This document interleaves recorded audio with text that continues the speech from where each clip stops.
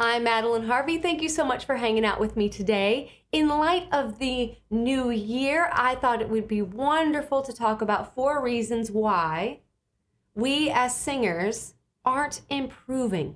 Think of these 4 things as a sort of loop that we can easily find ourselves in, that we can get stuck in, where we're making the same choices over and over. And it isn't until we break out of that loop that we're finally able to have the progress and the success as a singer that we really, really want. So if you like today's video, please be sure to give it a thumbs up or click that subscribe button below. I would love to see you here more often. So the 4 things are habits. Number 1, habits. What are our tendencies vocally? We have to become aware of it so we can change it. Number 2, are we having any sort of reaction to ourselves? Be it a running commentary in our mind or cringing when we hear the sound of our own voices. Number 3, choices. Are we choosing songs that currently represent our current level of ability, or are we sabotaging our success by going for the more difficult song, just making us really frustrated in the process? And number 4, expectations. When we sit down to practice, are we thinking, I'm going to run over an entire song, or I'm going to sing just like Beyonce at the end of this practice session? We may have to adjust our expectations into broken down pieces so that we can get that goal that we're going for. So let's go ahead and jump into number 1, which is really what gets all of us, which is why I'm going like this with it. Habits. Well, most of us as singers don't even know what our vocal habits are. So this is where a little bit of mindfulness comes in. If you approach a song in your practice as practice being, I'm going to run through an entire song over and over and over with the instrumental track or a karaoke track. All you're doing is putting yourself in that loop of, it's just reinforcing that loop of making the same choices over and over and over again. And we need to break out of that loop. So the best way to practice is to approach the piece a cappella. First off, you will find that you might not know the song as well as you thought you knew the song. But when you can break it down a cappella, you can see everything gets crystal clear. Is my placement? Am I struggling with my placement? Am I struggling with my tone? Am I struggling to find these pitches? That becomes very crystal clear when you have no music to hide behind. It's just your voice and the text, right? Just the voice and the music or the melody. So as you're practicing, you won't also want to run through the entire piece, just line by line. And I want to encourage you to stay still. Keep consciously choosing to relax. You'll find that a couple of things are going to happen. 1, your voice may fall apart. Now, why would you want that to happen? Especially if we're trying to get better as a vocalist. Why would we want the voice to fall apart? Well, if you relax and your voice falls apart, it's not as together as you thought it was. Let me say that again. If you relax while you're singing and your voice falls apart, it's not as together as you thought it was. The body is overcompensating to try to give you this end result of a completed tone. But as soon as you relax, it goes away. So you want to make sure that you're coming into your practice in a state of relaxation. Because whatever you get stabilized there, you will own it. You'll own it. But you need to be more aware of what those compensatory habits are. And the only way to do that is to confront it head on, line by line, slightly slower than you would normally sing it. If you also have to take out the words and just sort of sing like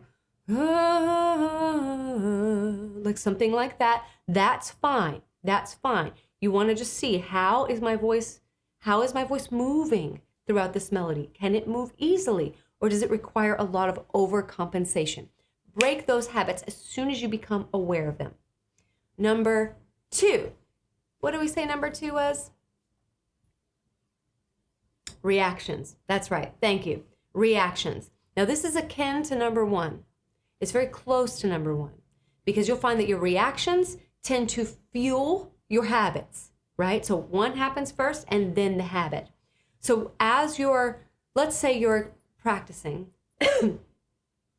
and you are being steady with your voice and you're just sort of drifting your voice along the melody line of the song that you're singing and you hate the way it sounds. As long as you're thinking that, you are reinforcing compensatory, squeezy, pushy, pulley habits. Because again, it's all coming from your nervous system. So you want to be aware of those reactions. If you're thinking nasty things about yourself as you're singing, you're generating a cortisol response. You're pumping your body filled with cortisol, which is the stress hormone. You're stressed, right? And the more stressed you are, the more tired you're going to be, the more angry and frustrated you're going to be. So you want to turn that frown upside down, even if you are thinking not so good things. If you have a thought of that sounded really bad, or you can't sing, or are you kidding, or whatever your thought is, I just want you to have something that you would say to counter it. To just go, in your mind of, that's very interesting. How could that be better? If you ask a question to that nasty thought, it may convert to being a more supportive mindset. So for example, if I'm singing and I have a thought of, that was really gross, if I ask a question, it's very interesting. How could that be better? I'm finding that immediately that part of my mind goes, you need to focus on your breath more. Or that pitch wasn't right. Try it this way. And if you can get that conversion of a mindset that attacks you into one that supports you, then you have an ally. You have an ally. You can break that loop with your ally, with that internal, conscious, nurturing, critical mind that can be more of an ally. Like, oh, you missed that, or you missed the pitch. Oh, the tone fell off there. Concentrate on it. It's like it'll be filled with suggestions for you. But if you're watching yourself after you've performed and you cringe, I want you to give yourself, let's say, one or two things to focus on when you watch yourself. So before you watch yourself, like literally say to yourself, I'm about to go into this new segment. I'm about to do this thing that's stressful. I'm about to watch myself. Let me just give myself some criteria for satisfaction. Like, okay, I'm only going to look for pitch and rhythm. That's it. Pitch and rhythm. So that will inform your mind of what it is you're going to be paying attention to. When you focus on those things, pitch and rhythm, you're not looking at how funny you look when you stand that way, how weird your face is, or how not likable your tone is, or why do you always do this weird thing? It's like your brain can really get out of control with the attacks. But if you give it a criteria of something to focus on, now you have tempered your reactions. If you temper your reactions, then you can change your habits. You see how this is a loop? Very good. Very good. So that's just the top two of the 4. If you'd like to check out all 4, I invite you to click on that join button below and become a member of this channel. As a member, you'll have exclusive access to all of our lives that we do every Monday and Thursday at 12 p.m. Central Standard Time.